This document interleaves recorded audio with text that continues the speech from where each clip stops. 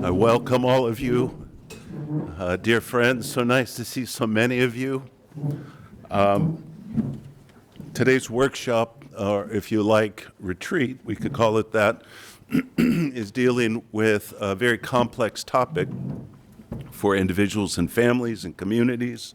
And we're honored today to have with us some very accomplished people to help guide us through the questions and the issues that will come up, things we haven't even thought about, I would think, too.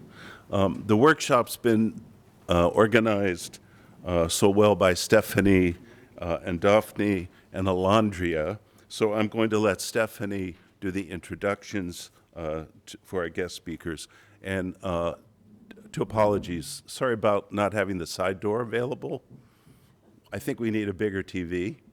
And we'll think of where to put that when we do get it. And also, sorry about the cables on the ground, but think about the stuff up here, not down there, and we'll be fine. Stephanie?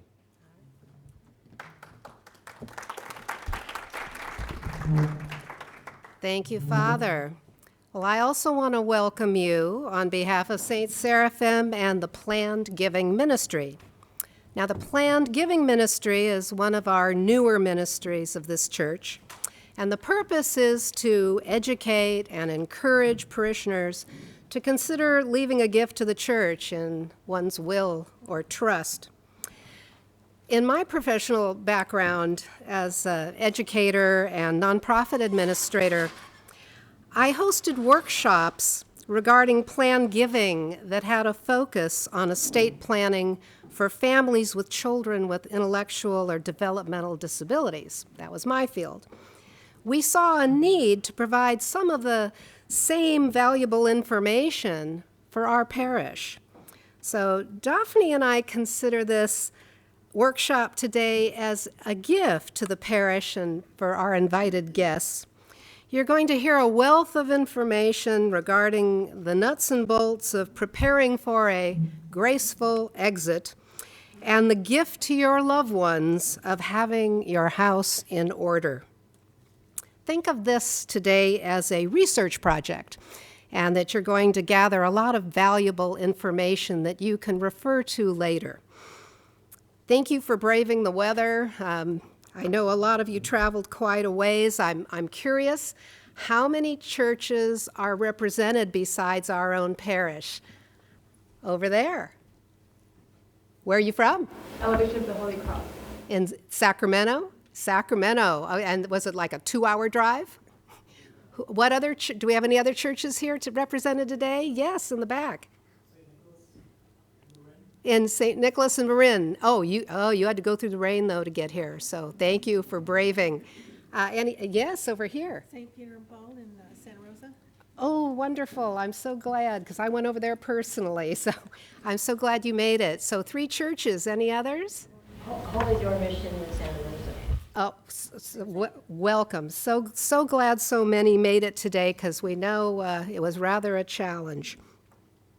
We also know that Father Matthew is not here yet, but he gets the Distance Award, having come from Portland, Oregon. So Daphne and I have a few very important acknowledgments we'd like to make, because as you know, it takes many hands to put on an event like this. And first and foremost, we'd like to thank Father Lawrence for his leadership and support. We don't have events like this unless there's the support of the priest. I would also like to thank and acknowledge our committee members. First and foremost, though, my partner and my cousin, Daphne Russell, who I might add isn't just co-chair administratively. The woman also cooked your lunch, did all the food, and then just to top it off is a panel presenter this afternoon. So thank you, dear cousin Daphne. Also, I want to thank Alandrea Martin, who's handled today the registration desk and has done so much more. And she brought with her James, who we're indebted to also for registration. And we'd also like to thank our tech team. Stefan is our videographer, and we are being taped today for those who couldn't join us. and also Tim, who helped also set up so that we have tech support. And a shout out to Carmen Anderson and to Bobby for registration and administrative support, which we abundantly needed. And now Daphne would like to thank a few people.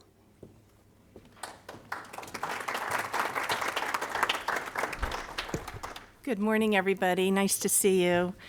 I'll be talking in panel 2 about the costs. What does it cost to get buried, to have a plot, all the different components of that. But I could not have done it without the help of all these wonderful women in the back. I called them, I texted them, I saw them in person, I called them again, and they were so gracious in helping me with these numbers. And so we have Nicole Vitale from Pleasant Hills Memorial Park. Nicole is in Sebastopol.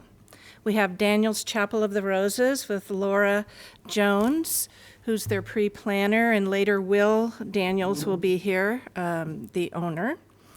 And then we have Jan Erdzek from Santa Rosa Memorial Park on Franklin Avenue.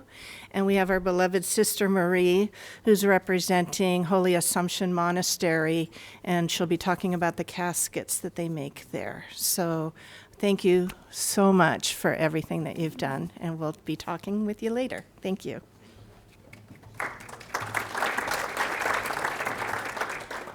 Now, a couple housekeeping items.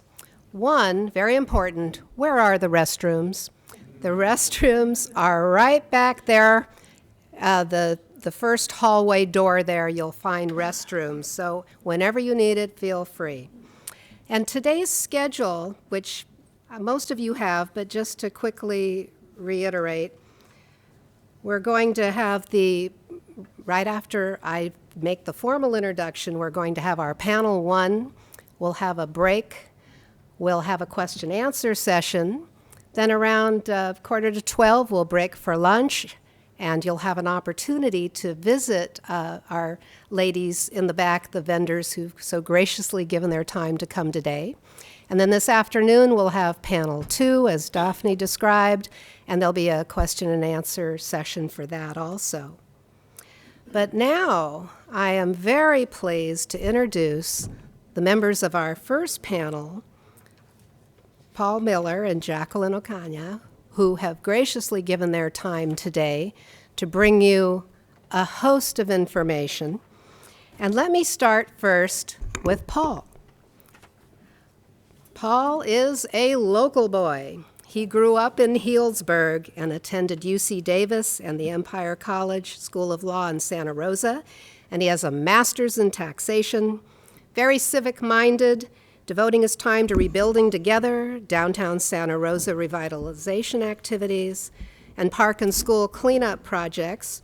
And he's a lecturer to other attorneys, CPAs, colleges, and nonprofit groups and churches such as us. But you may know him as the Guerrilla Gardener. The Guerrilla Gardener. Paul is an estate planning attorney, and I have to say, who does this, Paul? This is an article that was in the Press Democrat, right here, may I mention above the fold, the man plants thousands of daffodil bulbs all over some of the unloved parts of Santa Rosa, in concrete meridians, under the freeway. Whenever you see a host of golden daffodils, it's probably not Wordsworth, it's probably Paul.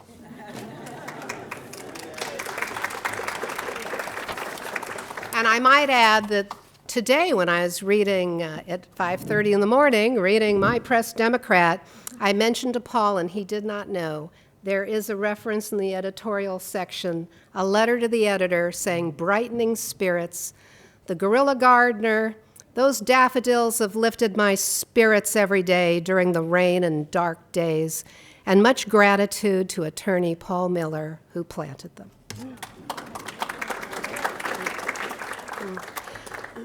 But wait, there's more. We also are very fortunate to have Jacqueline with us today, who is a fiduciary, and I want you to pay attention because most of us don't know what does a fiduciary do, so she will enlighten us on that. She's also homegrown and a local treasure. She's a partner at Specialized Services for law firms, and her bio's so long that I really had to pick the highlights. Trust administration, special needs trust administration, probate estate administration, conservatorships, care management, which is a whole unique topic. She's a commissioner with the Sonoma County Planning Agency and a member of many professional associations, along with being bilingual in English and Spanish. And she serves as vice president on the board of directors for legal aid of Sonoma County.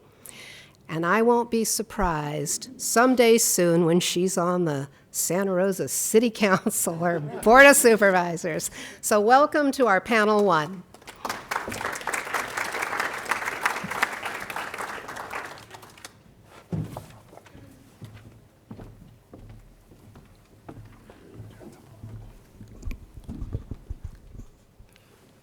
Thank you, Stephanie, for that wonderful introduction. I'm probably about as red as my tie right now with embarrassment. But that's lovely. I really appreciate it.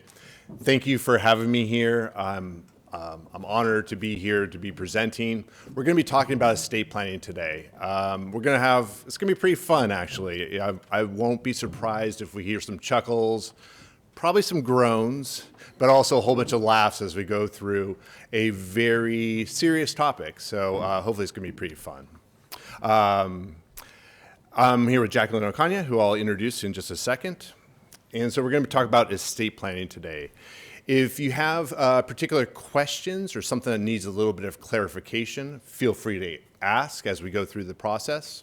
If you have a very specific question that is just with respect to your situation, we may take that offline or address that in the second part of our discussion today. Can everybody hear me okay as well? I have a pretty strong voice, so I may not even need the microphone, but we'll go with that as well. So Stephanie was kind enough to introduce me, and I do have a BS from UC Davis in biology, of all things. That's a whole nother story about how I became a lawyer. We'll table that for the time being. I got my JD from Empire College here in Santa Rosa in 2002. And then I got my master's in tax from Golden Gate School of Law. As Stephanie was so kind to notice, I do a little bit of guerrilla gardening. In the middle, I'm associated with Rebuilding Together, and those sunflowers around the downtown parking lot across from the post office are my little creation as well. Jacqueline, I'll have you introduce yourself as well. I was blessed with a pretty loud voice. I can come over here if you think it might be necessary. Can you hear me all? Okay. So I went to UCLA. I'm raised in Sonoma County. We're 7th generation Sonoma County. So went to UCLA, currently doing an MBA that seems to get tripped up with actual work and running a firm. My mom was one of the first licensed fiduciaries in California.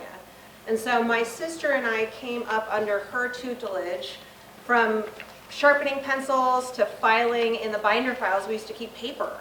Every single thing was in paper. We had these huge client binder files. Now we keep no paper, or I try, it keeps coming. But we've seen the industry change throughout the last several decades. A fiduciary, and I'll go into this more in depth, but I'm licensed by the state through the Department of Consumer Affairs. The Fiduciary Bureau licenses us to be a professional trustee, executor, probate administrator, and conservator. And so I'm sure a lot of you have a little bit of an idea or a lot of an idea about what each of those are, but essentially we're bound by a certain code of ethics that's then supervised by the Superior Court system in California to make sure we do a really good job and that every penny is accounted for in a trust or in the state. There's a lot of different nuances there, but as we go through the the presentation, I'm going to give a couple of anecdotes about what it's like to be on the ground handling an estate administration after you pass away. And most importantly, what happens when you're incapacitated. That's a big one. We don't anticipate becoming incapacitated and living longer than maybe we thought we would. And so that's where a fiduciary can come in, or somebody that you nominate that's going to take good care of you. Terrific. Thanks, Jacqueline. And to this, obviously this presentation is being recorded, so all these slides will be available. I'll also have these slides available by email or in some kind of format if anybody wants to reference them after the presentation. So why do we do estate planning? Well, let's start off with a graph, which is never a good idea. Never start a presentation off with a table, but we're going to do it anyway. So here's the world death rate through time. And if you see back in 10,000 BC, it's started off at 100%. We fast forward 5,000 years. It's staying really, really steady at 100% there. Just really hasn't changed there. 500 AD, no deviation. 1350 AD, it's the Black Plague. It's ravaging Europe. 100% death rate.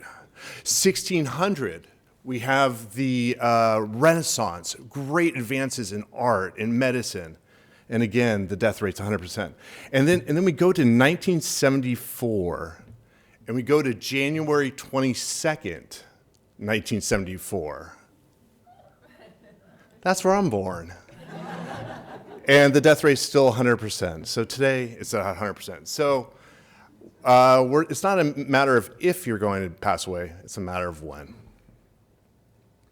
And this is a second graph. Why don't we double down here? So the percentage, we'll talk about the percentage of people who know exactly when they will die or become incapacitated. For most of us, we don't know when that's going to happen. That small little red section are those people who know exactly when they're going to pass away. Robin Williams, other people like that. But for the vast majority of us, we don't know when we're going to die or when we're going to become incapacitated. So we have to talk about estate planning. You also don't know what's coming around the bend at any particular time. And even if you exercise, take care of yourself, eat a healthy diet, you still don't know what's going to happen to yourself. In this little cartoon, this guy takes care of himself, he keeps his blood pressure low. The only factor he can't control is genetics, which hopefully won't be much of a factor given how hard I work on it. Life is tricky that way. So Stephen Pastis is actually a local attorney who decided he thought better about being an attorney and instead became a cartoonist. And so he's has his cartoons across the country. So we'll talk about the different components in an estate plan today. We'll talk about the 4 major components in an estate plan, and we'll take each one in turn. We'll talk about a trust, also known as a living trust or revocable trust. We'll talk about a will. We'll talk about durable power of attorney for finances and property management. And then we'll talk about an advanced healthcare directive. And we'll take these in reverse order. So let's talk first about an advanced healthcare directive. What's covered there? Well, we'll talk about end-of-life wishes, organ donation, cremation versus burial, all those type of considerations that are really core to who you are as a person. Doesn't deal with stuff per se, but really deals with your more core fundamental values. So why do we need to have our wishes known? Well, we take up the case of Terry Schiavo. Terry Schiavo was a young, vibrant woman who was married.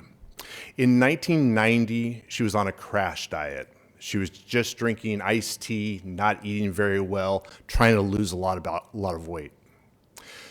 She ends up having a heart attack, ends up being found in her home. She's unresponsive, taken to the hospital. She's in a vegetative state. Her case went on for 15 years, from 1990 to 2005. Got the Supreme Court involved, got George Bush involved, because her husband and her parents had vastly different ideas of what she wanted to have done at the end of her life. Her husband said, she doesn't want to live like this. They had pillow talk and said they didn't want to live like this. But the mom and dad, they believed in miracles. They couldn't let their little girl go. And so this battle raged for 15 years about what type of end-of-life choices there were. So we really have to have our wishes clear during a point of capacity and clarity that we can express those to the ones we love. So I'll just jump in here real quick, and this is where the idea of a conservatorship comes in.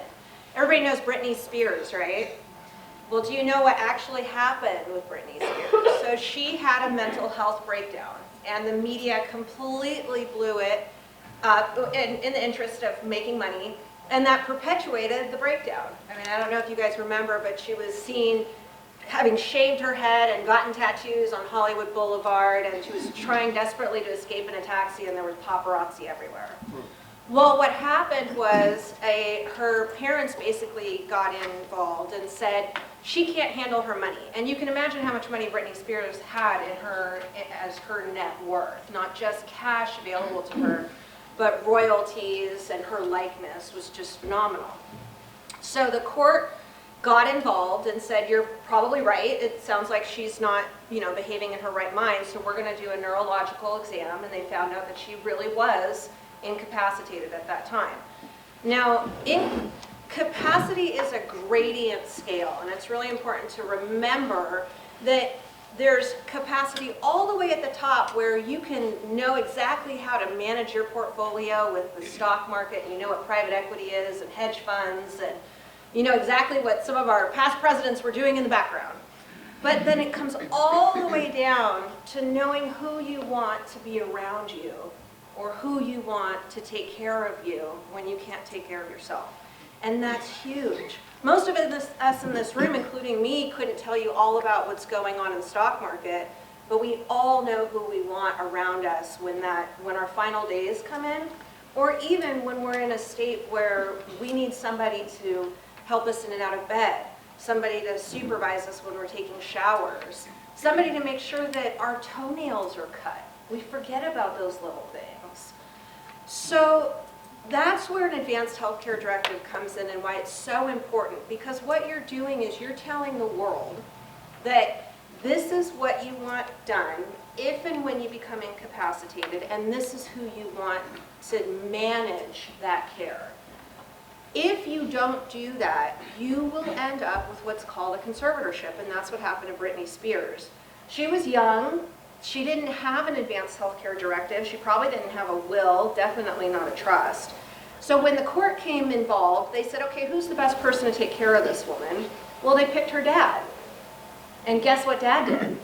He and the entire family lived off of Britney's royalties for years. And they essentially enriched themselves off of this woman's all of the work that she had done and all of the money that she had earned. When she finally regained what would be called capacity to the point where she could make contractual decisions, that's somewhere kind of in the middle of that big gamut. She could go to the Superior Court, she could go to an attorney, she could tell her doctor, I know what's going on here. I think my dad's stealing money from me. They're not allowing me to see they weren't allowing her to see her kids. They weren't allowing her to get married, which is one of the very, very basic tenets of human rights here in the United States and pretty much all over the world. And so the court, she got a lawyer. The lawyer convinced the judge she no longer needs a conservatorship, and they dropped the conservatorship. And the dad was very, very lucky he wasn't surcharged a huge amount of money, because they couldn't exactly prove that he had stolen anything or they had enriched the family. What they basically decided was that all of the money that was spent was for the betterment of Britney's life. Well, she was fortunate. She now has capacity, and now she can make her own decisions. But I would probably say, and Paul, correct me if I'm wrong, but I think about 90% of people that get under a conservatorship never lose that conservatorship, which means for the rest of your life, somebody else is making decisions for you. Now, there's two different kinds of conservatorships. There's one of the estate, which would just be your finances. That includes your Social Security income. It includes your retirement pension.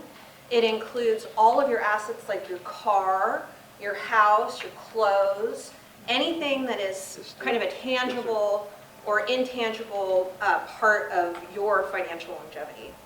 The other conservatorship is of the person, and that's the body. That's the person who can make decisions about what kind of medication you can take and when it can be administered, obviously with the help of a physician, hopefully. Somebody who's going to take you to the podiatrist, someone who's going to make sure that you're getting adequate nutrition. If you have diabetes, that you're getting your insulin. All those little things. And so those are two vastly different responsibilities over somebody. The Advanced Healthcare Directive ensures that you've made that decision about who will do those for you. And I'm sorry, I'm going to just deviate for a second. The Advanced Healthcare Directive is who's going to make the decisions for the body. Then we'll talk about the power of attorney. That's for the finances, but for the body. So I passed out, and I'm not sure everybody has a copy, but I passed out a sample POLST form. This is the physician's order for life-saving treatment. This is just a sample. You want to make sure that you have a pink copy. And I'm sure a lot of you actually have one. But they are valid if they're not pink, and they're valid if they're emailed, and they're valid if they're faxed over. But they're not valid unless a doctor signs it with you. So what these documents do is basically decide what you would want to have happen to you if you are completely incapacitated, essentially comatose, and the doctor is deciding, do we do invasive life-saving treatment, or do we let this person go? A DNR is do not resuscitate, right? And there's a lot of different nuances with when it comes to life-saving treatment. It can be quite aggressive if you stated on your pulse that you want every single measure accomplished to help you continue to survive. Everything from CPR to trach tubes to keeping you on life support in a coma, much like Terry Schiavo. So this is just a sample form for you to look over and kind of start to think about these decisions. And then when you're ready, this is the conversation that you have with your primary care physician. And they will watch you fill it out. They will attest under oath that you have the capacity to make these decisions, and they'll sign it. My recommendation is that you have this in a place that people can find it. Your doctor is going to have a copy of it. You may want to, not everybody wants to have this on their refrigerator, but it's the first place that a paramedic's going to look, is the refrigerator. I always tell my clients, you put my card right on the refrigerator, they know exactly what a fiduciary is, and they're going to call us right away. So, just to wrap up with this, why the Advanced Healthcare Directive is so important, you want to choose somebody to make these decisions for you. Now, if you don't have anybody to make those decisions, you can hire a licensed professional. And I'll go into that a little bit more, but our duty is to follow your wishes, and we will move heaven and earth to make sure that they're done, but it has to be written down in the document. So make sure it's in a good safe place, and whoever you name has a copy of it. Thank you, Jacqueline. And touching on that again, we'll see this theme through this presentation today, that we want to keep this outside of courts. We want to keep the control in your own hands. And so that's the importance of setting up an advanced healthcare directive, durable power of attorney, will, trust. I think also on that point there about naming someone as your agent under your advanced healthcare directive, I'm not married.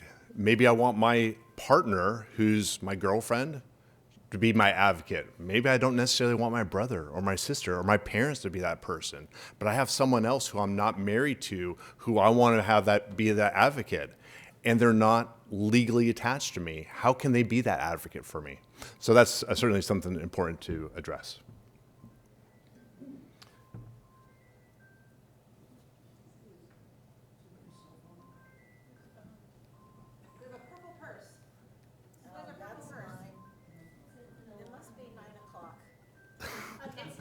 It's 10 o'clock. You're A-okay. No problem at all. The problem is it won't go off. No, it's a Samsung. It goes for 10 minutes. Oh, wow. Okay, good. Terrific. It goes for another 5. We got 10 minutes. So what else do we talk about in an advanced healthcare directive? We talk about end-of-life wishes, organ donation, post-death wishes. Here, these little, what are they, cockroaches. It was my father's wish for his ashes to be spread over the sea. So, and then we talk about post-death wishes. You know, please don't go to any trouble with the burial. Just seal me up in one of those big pyramid-shaped grain storage thingies. You know, nothing big. Or if you're Mr. Peanut, you know, for your remains, would you prefer creamy or chunky? And then, you know, for, you know, that's Frosty. He wanted to be cremated and put on the mantle. And this is my favorite dad joke.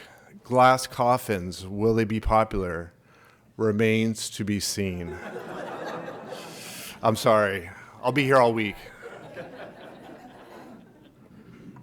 And we talk about organ donation, too. Yeah, we're talking about human organs, not the church organs there. And some people do get confused about that. But so many of us recycle, we compost, we drive hybrid cars. Have you taken out your recyclables before you go? So that's something to consider. And again, organ donation, talking to the Tin Man here, I'd like to be an organ donor. You don't have the guts. I think you're thinking about the lion. So what can you donate? You can donate kidneys, hearts, lungs, all kinds of other tissues.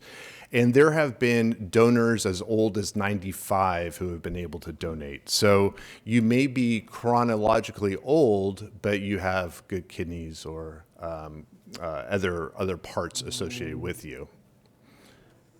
And there's safeguards regarding organ donation. You know, as this one says, let's say the kidney fell on the floor. Does the 5-second rule apply? Well, there's lots of safeguards associated with this. So there's generally maybe an ethics panel at the hospital determining if you no longer really have any have any brain function, and that's where they start talking about the organ harvesting there. And then again, you know, can you hold a moment? I've asked you, this is a gentleman speaking with his wife, can you hold a moment? I've asked you before not to donate my organs until after I'm dead. So again, just kind of touching on, there are safeguards associated with organ donation.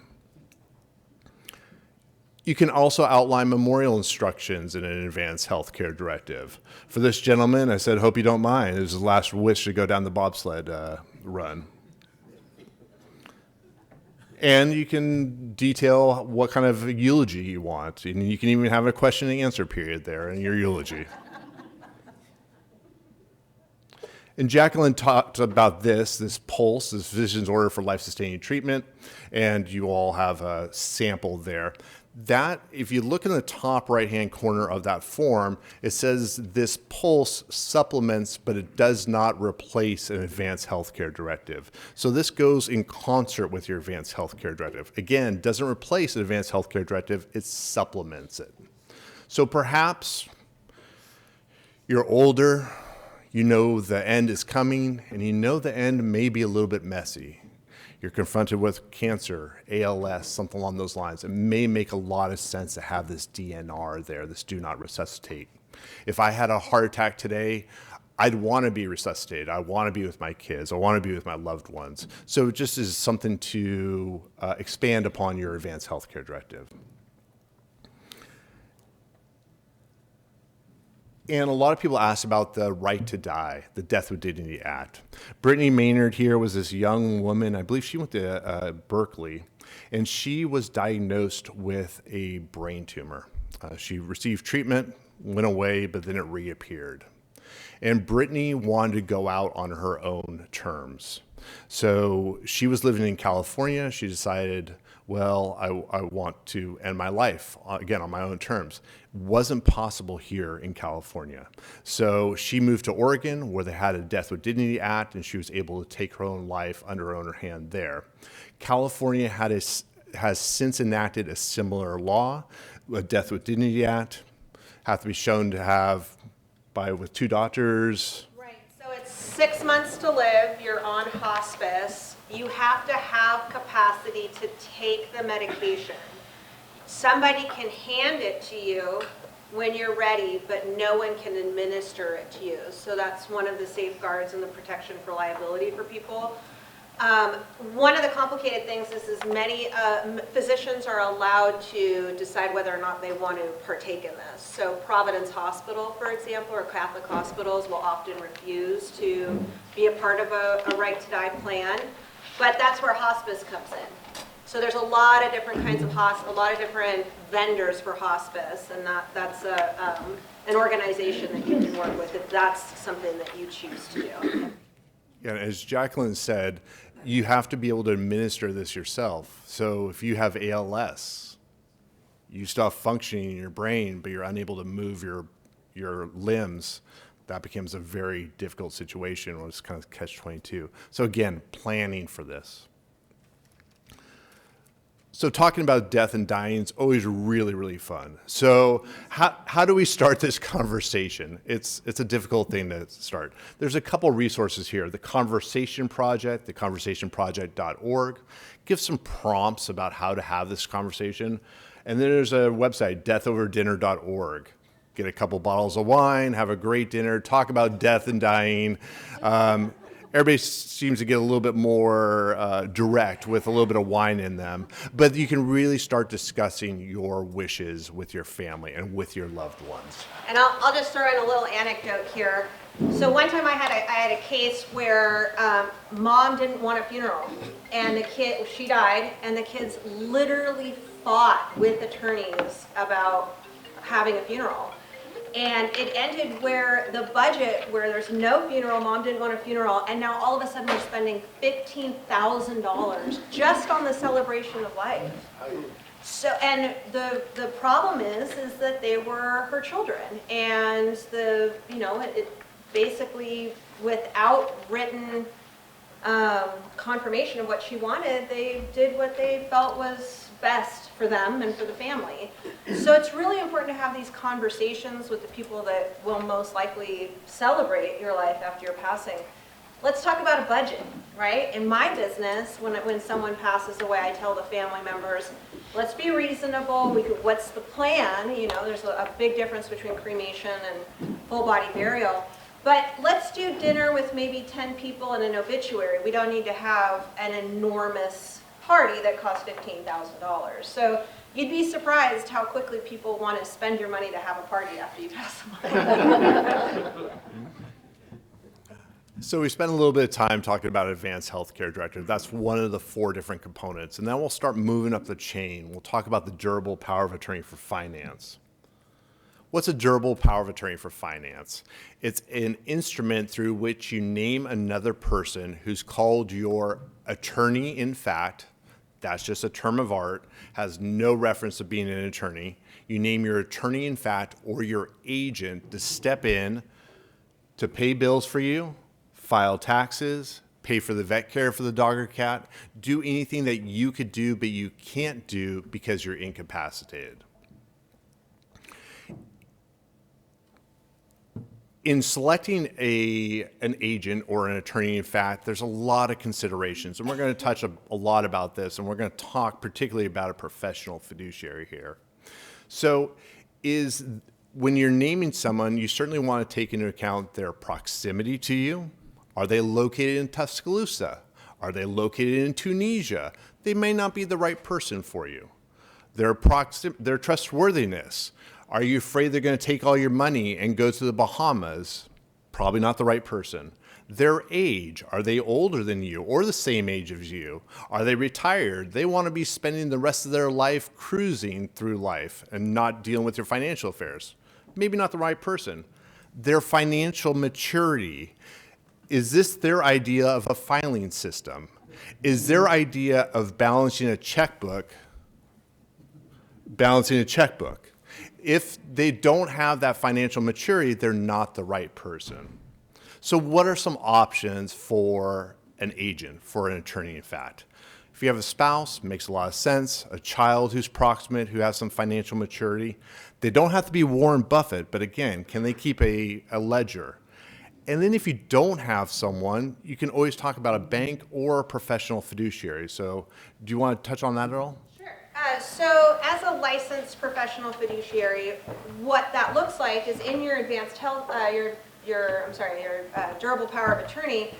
If you become incapacitated, sometimes someone has a spouse and they'll name the spouse. If you don't, you can name the licensed fiduciary. And that means that upon a letter of incapacity or effective immediately, and I'll go into that in a second, I can step in and take that document with me to the bank and have them add my name to the account so now I can use your funds to pay your operational expenses. A power of attorney will not help me change your Social Security information, though unfortunately the federal government doesn't recognize power of attorneys. But for the most part, retirement, CalPERS, your financial institutions, if your documents in your individual name or your accounts are in your individual name, that's where I can step in. There's two different kinds of powers of attorney for financial, for asset management. There's a durable power of attorney, and there's a springing power of attorney. A springing is just like what it sounds. It springs into action upon your incapacity. Now, probably 10 years ago, it was fashionable in the legal sphere to require 2 letters from different doctors, essentially declaring your incapacity. Well, that gets really difficult as we start living longer and we start living healthier lives. Most people don't have 2 doctors that know them well enough to declare them incapacitated. Not only do they have to know you well enough, they have to actually be willing to declare you incapacitated. And if they don't, no one's touching your finances. So that can be really complicated, not only for the fiduciary, but even for your child if you name them in that document. That's now moving to just one physician, and it's generally your primary care physician has to give you a declaration of incapacity. Again, capacity is a gradient scale. When I go to a client's physician and say, I need this letter of incapacity so I can pay their bills, I don't ask them to just say this person's incapacitated. We have very specific language that says, this person is no longer able to make contractual decisions or is no longer able to pay their bills and manage their finances. And that way that you can still be in charge of all your own health care, but I can go to the bank and now start paying your PG&E bill. So that's the springing power of attorney. A durable power of attorney is effective immediately. A lot of people get kind of leery about giving somebody the authority to step in immediately. That's where a licensed professional comes in. I'm not going to jeopardize my license to go to the bank and take over your bank account if you're not ready for me to do it. The last thing I want is for APS to be called and the ombudsman to be called and said that I stepped in too fast. But that's very, very valuable if you have a trusted individual who can, at the drop of a hat, run down to the bank and get a hold of your assets for you so you can pay the property taxes, the mortgage, the caregivers. That's a really big one. We don't realize how quickly we need caregivers, and then all of a sudden you need them and they're really expensive. So in your planning, consider who you're going to name, and in that consideration of who you're going to name, whether or not you feel like you want to have the letter of incapacity, which is fine, we can get those even as fiduciaries, or you want it to be available to you immediately.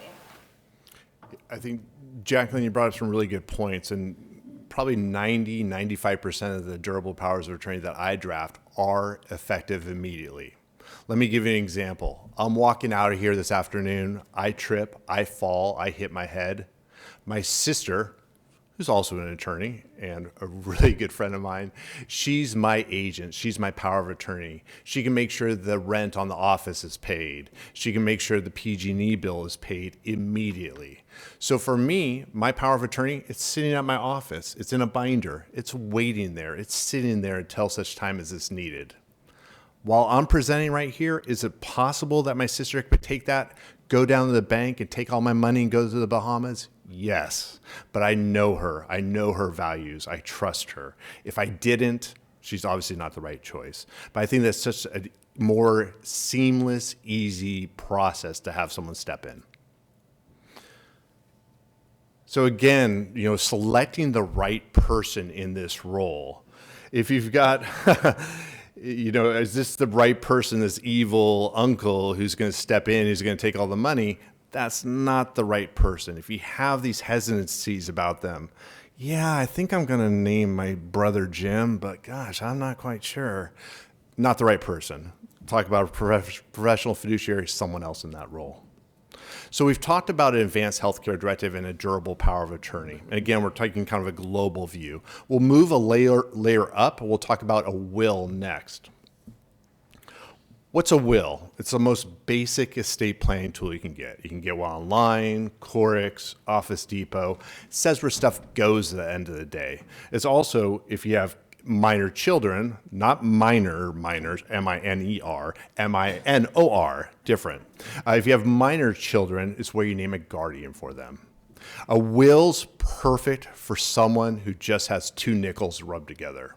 They're renting an apartment, maybe they've got a car, a small little bank account. Great, terrific. If they have no real estate and they have basically under $184,000, we'll talk about that number in a second, a will works perfectly effectively for them. Again, it's also an important place where you name a guardian for your children. This one says, hey, wouldn't it be cool if my parents named Homer Simpson as my legal guardian in their estate plan? That's an option. And naming a guardian for those minor children, that can also change over time. My kids are 12 and 15. The guardian for them may be different than when they were 2 and 3, when they really needed to have some family values installed. Now it's more important for them to be in the same high school, same area as they grow up. What if you got a will and you have some more significant assets? You have some real estate, some brokerage accounts. Well, universal frowning face. We'll talk about probate. What's probate? Probate is the P word in the estate planning world. Probate's this court process in which your assets are gathered up, debts are paid, and the remaining assets are distributed. Problem with probate is twofold. It's time-consuming, it's ungodly expensive. In terms of time-consuming, it's going to take at least a year, if not a year and a half or 2 years to go through that process, or if longer. And the fees are based upon the gross size of your estate. So the attorney and the executor are both lucky enough to receive 4% of the first 100,000, 3% of the next 100,000, and then 2% of the next 800,000. This is of your gross estate. This isn't netting out any mortgage you have on a property. So you have a teeny tiny little shack in Santa Rosa, congratulations, you have $1 million estate. And for $1 million estate, the numbers here, what is that? 40-some thousand, $50,000 out there. And as the size of your estate rises, that number just continues to rise. I'll give just a couple little anecdotes about a probate. So even if you have a will and it ends up where your estate exceeds that $184,000 gross, and you'll have to excuse me, but when I made this flyer, these numbers were less. California is so wealthy as a whole that those numbers increase substantially as the years go on.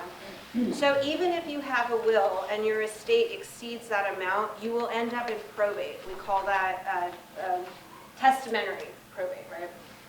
And there's a couple of options of who gets assigned as an administrator. Generally, if, let's just say, one of the spouses dies, the surviving spouse will be named as the probate administrator. They'll hire an attorney to do all of the work for them.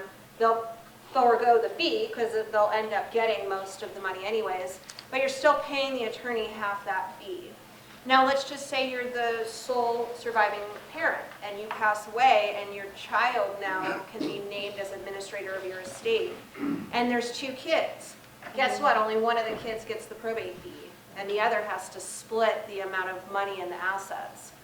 We had a case once where this gentleman had a big house in Sebastopol, and it ended up being that there were so many reverse mortgages. I think there were 2 reverse mortgages on the house.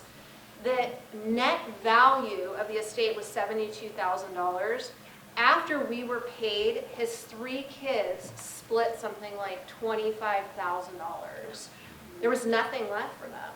And it was only because they couldn't get along enough to do the probate or just weren't in the area and couldn't handle it. So in your estate planning, it's the reason it's so important to have a trust, which is what we'll go in there, is so that we don't have to spend those fees with court supervision. And there are a lot of positives about a probate, especially if it's a situation where you have fighting siblings or there might be a question of undue influence, because now you have the court scrutiny over everything, especially the accountings. We all have to present very intricate accountings to the court, and they supervise where the distributions go. And what happens a lot of times is people just decide, well, I don't have much money, I only have my house, it's probably not worth that much. You end up passing away, we go through probate, and your money gets sent out to distant cousins. We've all seen those movies where somebody all of a sudden receives money from a great uncle they never knew about. That happens all the time. I have PIs that literally just spend time looking for heirs in New Zealand and England and things. And those people are really great when they're happy when they get a check for $15,000 and they've never even heard of you. But imagine if you could name where you wanted your money to go and not spend all the court fees. So again, probate's something we're trying to avoid. I use way too many analogies. It certainly is not going to stop me from continuing to use them. So we'll look at probate a little bit like a wall. So we want to get around this wall some way. There's two different ways to do this, and we'll talk about both these. Beneficiary designations or setting up a trust. It's one of these two different pathways. And as we talked about, this wall is $184,000 tall, if you think about it that way. So if you have assets under $184,000, a will works out perfectly well for you. If you have assets above $184,000, we'll try to get around this probate wall one of two different ways: beneficiary arrangements or in trust. And we'll talk about that. Does that include the equity in your home if it's over $184,000? Yes.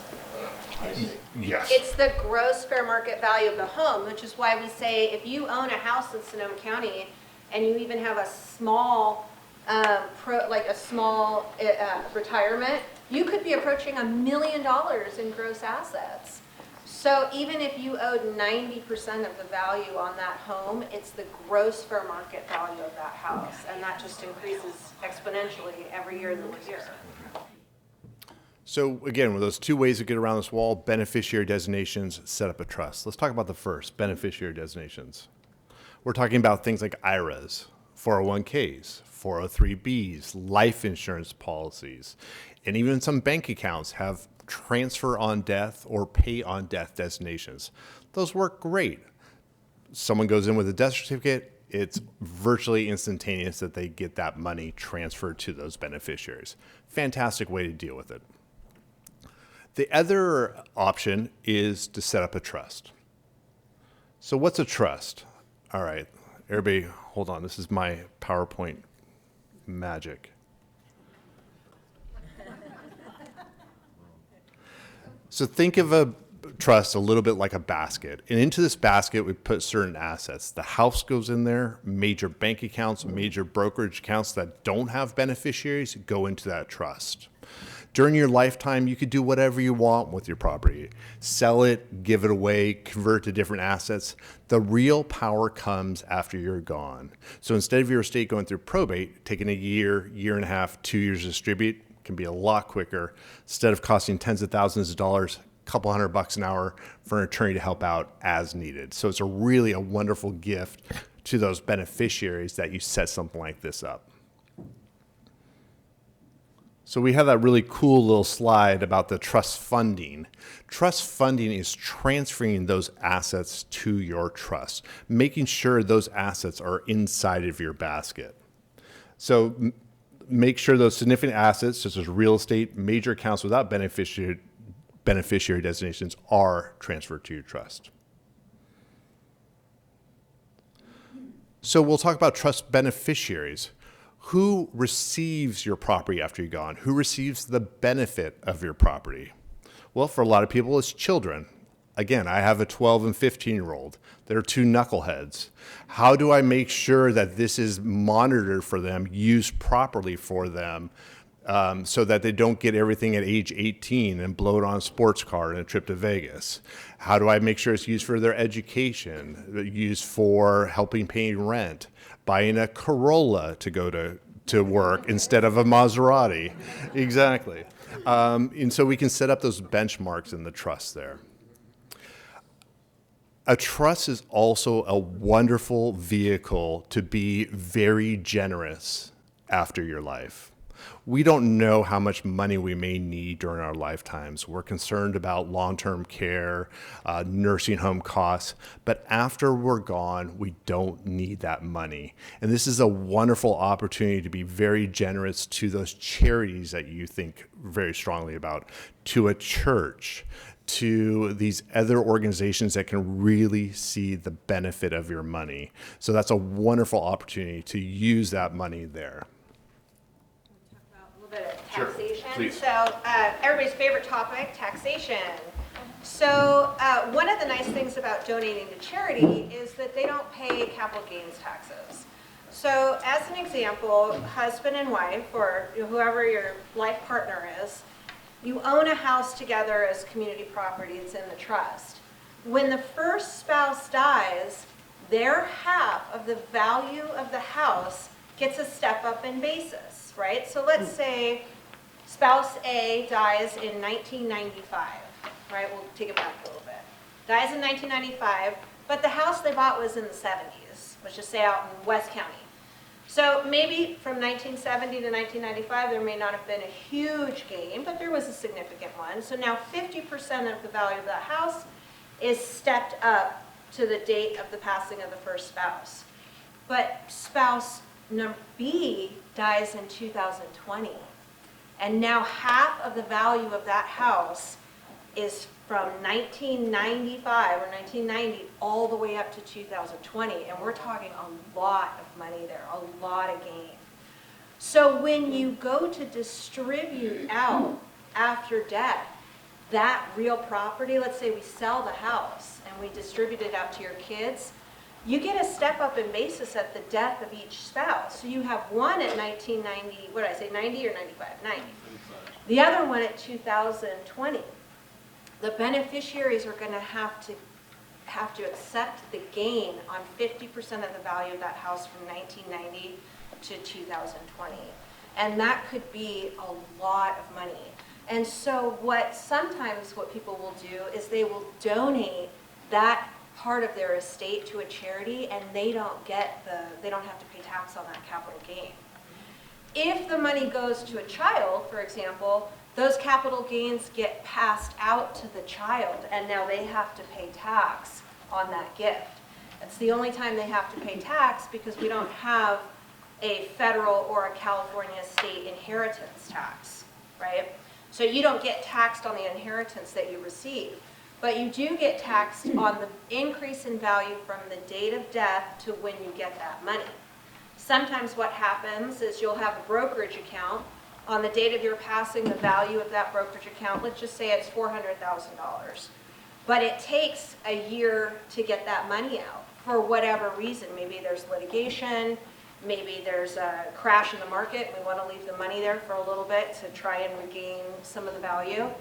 If we take that money out at $500,000, we have to distribute that $100,000 to the beneficiaries, and they have to pay tax on that. So it can take a big chunk out of what they thought they were going to receive, and that money goes straight to the government. So in thinking about charitable distributions, you're going to want to have a conversation with your CPA to determine what is the value of my estate going to look like, and what are the possible tax strategies in order to avoid losing some of that money to the powers that be. So we talked a little bit about the trust beneficiaries, who receives the benefit of your estate. Then we also talk about who will be the trustee of your trust, who steps in to collect those assets, pay the debts, and distribute the remaining assets. So you see those same considerations we talked about with the durable power of attorney are here as well. The proximity of the trustee. Is it your Uncle Tom in Tuscaloosa? Not impossible in the day and age of the internet to manage property from across the country, but can be a little bit more challenging. Again, financial maturity, organizational skills. They don't have to be Warren Buffett, but how do they keep a ledger? What's their age? What's their bandwidth? I'm an attorney. I have a full-time practice. I have a couple kids. I love to run and play soccer. If my parents pass away and this is put on me, how much bandwidth do I have to take this on? Is this another part-time job for me to take this on? Is this going to be the straw that breaks the camel's back? So that's a consideration. Their ability and willingness to communicate. Are they transparent with their siblings and the other beneficiaries? What kind of family dynamics are we talking about? Dysfunction here. I want to spend a second on this little thing I put here. Selecting a suitable trustee is oftentimes just as important as selecting the beneficiaries. Again, selecting a suitable trustee is oftentimes just as important as selecting the beneficiaries. It's the difference between a smooth trust administration and conflict, hurt feelings, ruptured families, and even litigation. Being a trustee is a lot of work.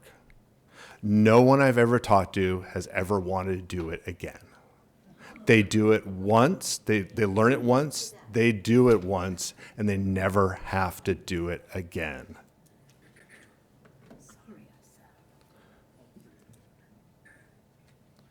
And when naming trustees, obviously name backup trustees as well.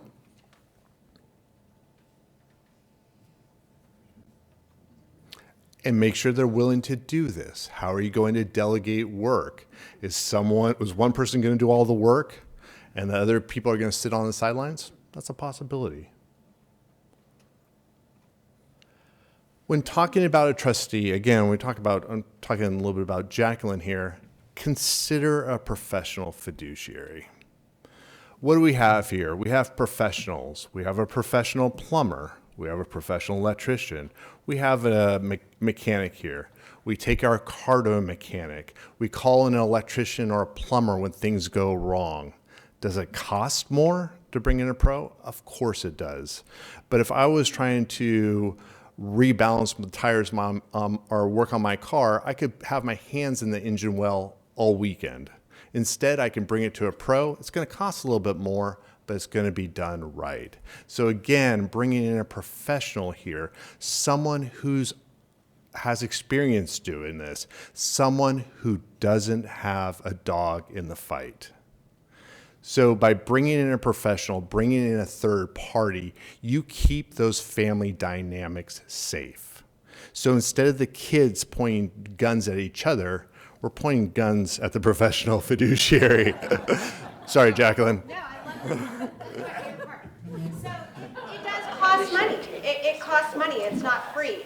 But we're a heck of a lot cheaper than an attorney is. And guess what? If you name anybody, they're going to have to hire an attorney at the attorney's hourly rate to advise them on what to do.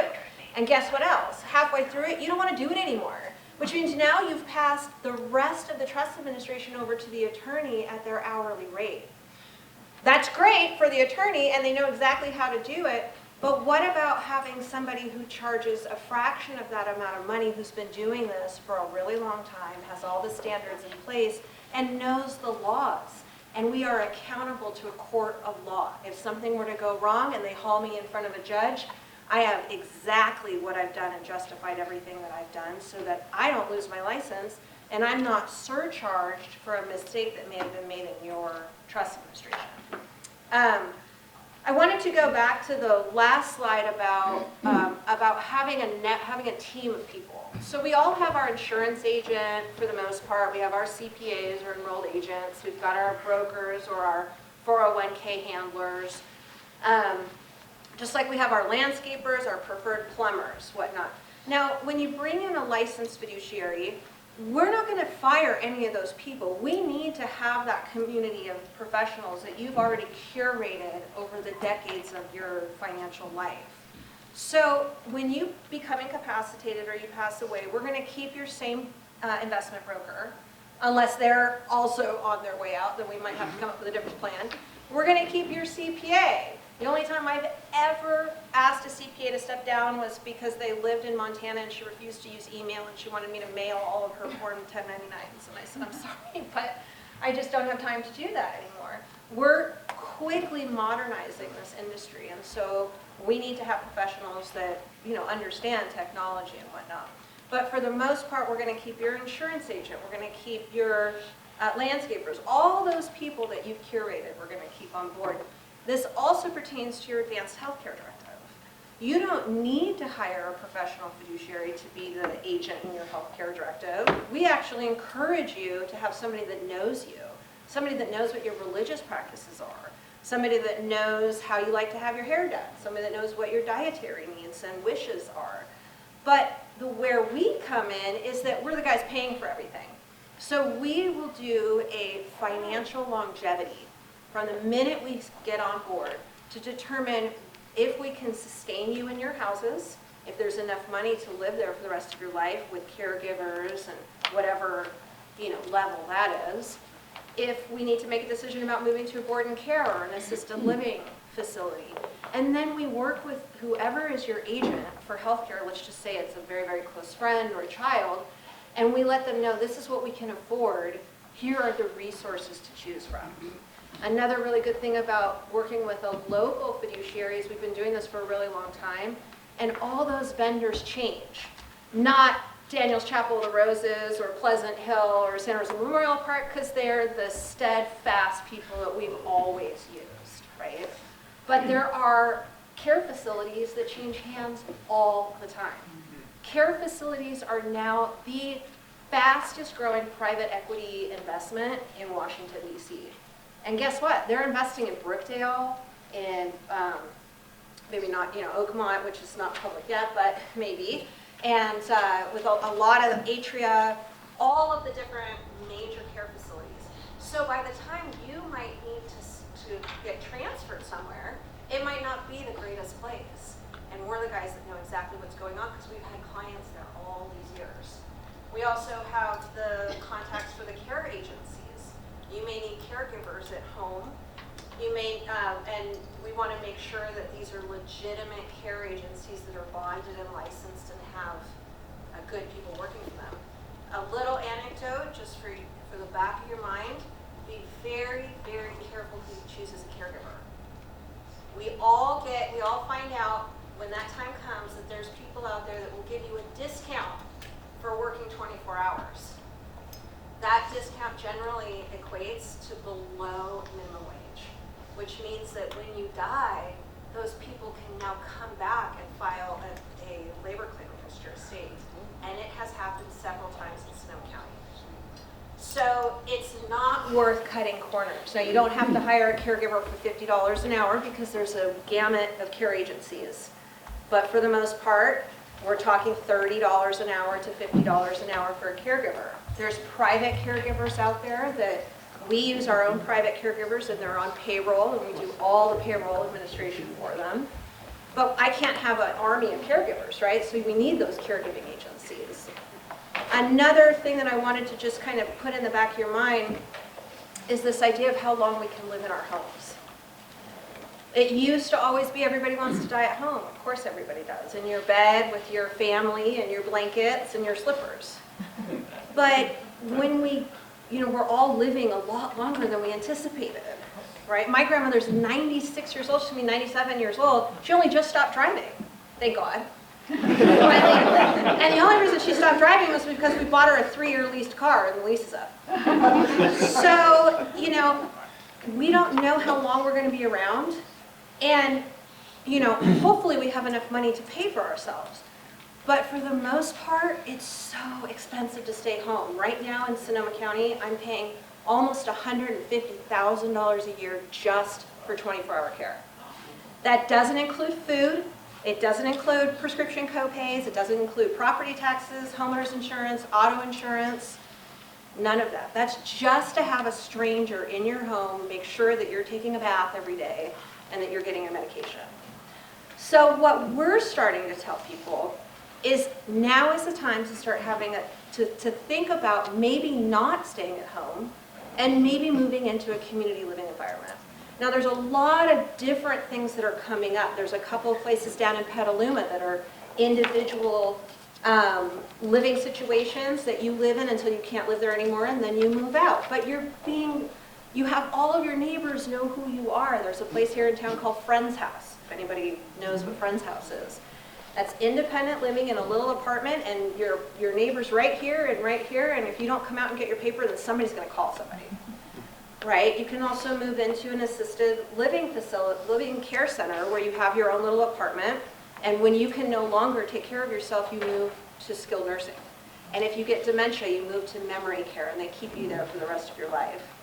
So this idea of dying at home may not be the most productive way of planning anymore.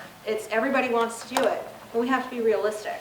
And we also want to be really conscientious to not end up burdening the family or burdening your estate into a situation where all of a sudden your money's gone and now we're in crisis mode. And the only place that you're going to end up when your money's gone and you don't have a plan is a bed in a convalescent hospital in Medi-Cal. And I know that's really depressing, but it's the truth.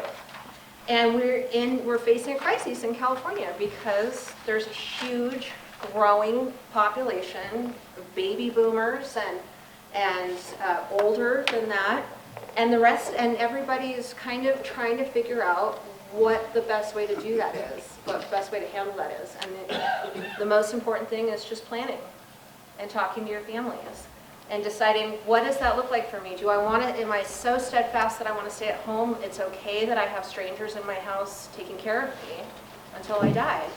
Or would I consider moving into a shared housing group, board and care, things like that.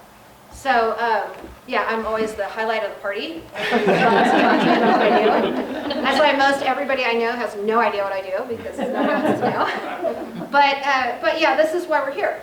You know, the idea is that we plan now. It's all called preventative maintenance. We plan now, we write it down, because if it's not written down, it doesn't exist. And that way, either a professional or a loved one can step in and do exactly what you want. Prepare so that person isn't burdened with making decisions when they're not quite sure what's best for you.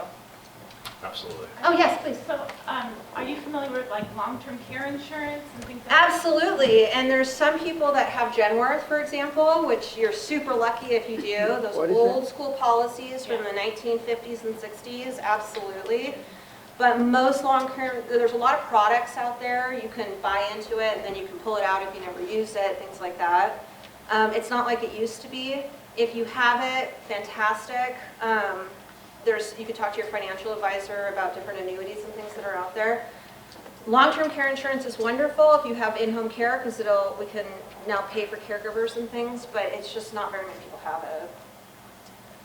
And Jacqueline, just checking where you are in terms of your presentation, because we're getting near time for a break, and we would rejoin either to finish the presentation and question and answer, or we come back for question and answer.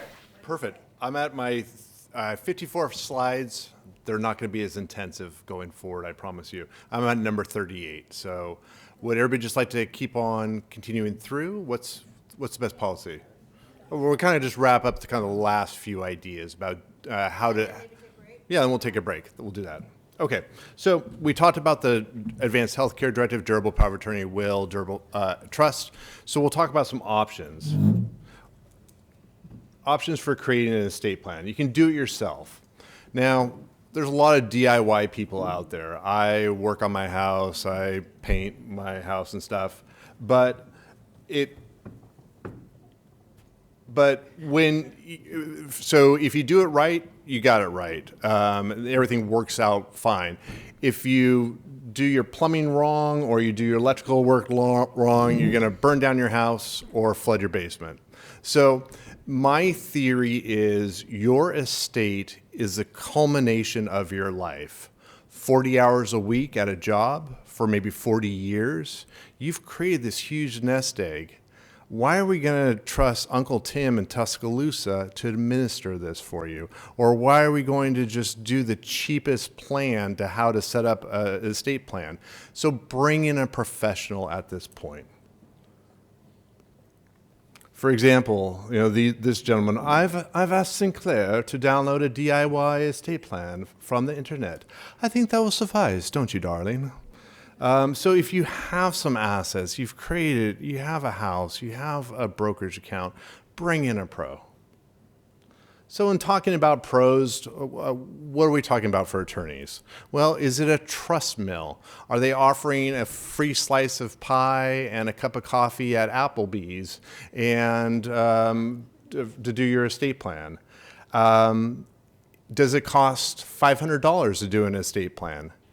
If it sounds too good to be true, it generally is. What type of experience do they have? Have they been doing this just for a couple of years? Or have they been doing it for a couple of decades? What type of law do they practice? Do they do DUI law, bankruptcy, family law, and maybe a little bit of estate planning? Well, they're a jack of all trades, master of none. What are some free resources if you want to look at? Nolo Press, a publishing house out of Berkeley, has some very good resources out there. But again, this is your life's work. Trust it to a pro, I suggest. At the very least, create some type of basic estate plan. So if you don't have two nickels to rub together, you've got a car, you've got a bank account, at least have an advanced healthcare directive, durable power of attorney, and a will. And there's free resources out there, which I'm happy to share. But at least if you're over the age of 18, you should at least have those documents in place. And while you're at it, update the beneficiaries of those things that have beneficiary designations: IRAs, 401ks, life insurance policies. Maybe you set up your IRA when you just started working. You named your lousy brother as the beneficiary because you didn't have anybody else. And now you're estranged from him. It will go to your brother if you don't change your beneficiary designation. So, you've done the responsible thing, you've set up an estate plan. Now what? Review it regularly. I call it the 5 Ds. At least every new decade, if not more often. If there's a death of a loved one, a divorce, a major diagnosis, or a major decline in functioning. The turkey here, with Thanksgiving around the corner, I thought this would be a good time to review my estate plan. Or things change over time too. While yes, your will is beautifully written, I'm afraid a few estate laws may have changed since 1942. I've had some clients who had some estate plans from 1980. Very proactive in setting them up in the 1980s, but estate planning law has changed markedly in the last 40 years. And I'll spend a few moments on this. Talk to your family. I love this cartoon. We should talk about our final arrangements with the kids, so the kids aren't burdened with it. Why should we care? That'll be their problem. Right, well, at least we talked about it. That's not effective. Have an open, candid conversation with your kids, with your loved ones. You don't have to get into minutia, but give them the global provisions there. And talk to your families about passwords. Where do you keep your important stuff? How do they shut off Netflix after you're gone? How do they turn off the cable bill? How do they wrap up your Facebook account? Who cares about where you bury the gold? It's the passwords and other digital assets we need. So how do you make this easy for people after you're gone? How do you make a very difficult situation a little bit easier for the loved ones you leave behind? And talk to your family. You should know I resented you from the moment you inherited Father's Happy Meal toy collection. Or Betty, calling you to tell you I'm suing you for mom's thigh-high cat suede boots in dark anthracite. Talk to your family about your wishes so that you can discuss them and put them out in the open at this point. After you're gone, after you're 6 feet under, they can't have that conversation with you. Why did one son get my watch and not the other? Well, let me talk about that with them while we can. And, and again, talk to your family. Here's just another few cartoons here. And then someday, son, this will all be tied up in 30 years of litigation and bitter feuding amongst you and your greedy siblings. So on that point, think about your legacy. And I really want to spend a moment here. I'm going to get up on my soapbox here. An estate plan is not a substitute for or an alternative to individual or family therapy. An estate plan is not a substitute for family therapy or individual family therapy. You don't like someone, they don't call you enough, they got a bigger slice of pie at a birthday party, have that conversation now. Don't take it out on them after you're gone. What is your legacy you're going to leave behind? Are you going to be estranged? Are you going to be bitter? Are you going to be misunderstood? You give someone, you disinherit someone. What is the legacy you're leaving behind? You're leaving a legacy of hurt. So really reflect on that if you're making unequal distributions in your estate plan. And as we're kind of coming to the conclusion here, plan before it's too late. In this station, in this comic, I have a cough here. Don't worry, I'm okay. I'll come to the point. How up to date is your estate plan? So plan before it's too late. Or any chance I can get another 15 minutes to call my estate lawyer. So really make sure you've got this plan in place before you're gone. And as we turn to the conclusion here, in closing, I always take a moment to show you my knuckleheaded kids. A, I think they're ridiculously cute. And B, I want to share a little story with you. So I've got my two kids here, and they're now 15 and 12. So before we leave the house, I tell my kids, clean up your mess before you go. Clean up your mess before you go. Clean up your mess before you go. And to all of you, I'd recommend clean up your mess before you go. Thank you, everybody.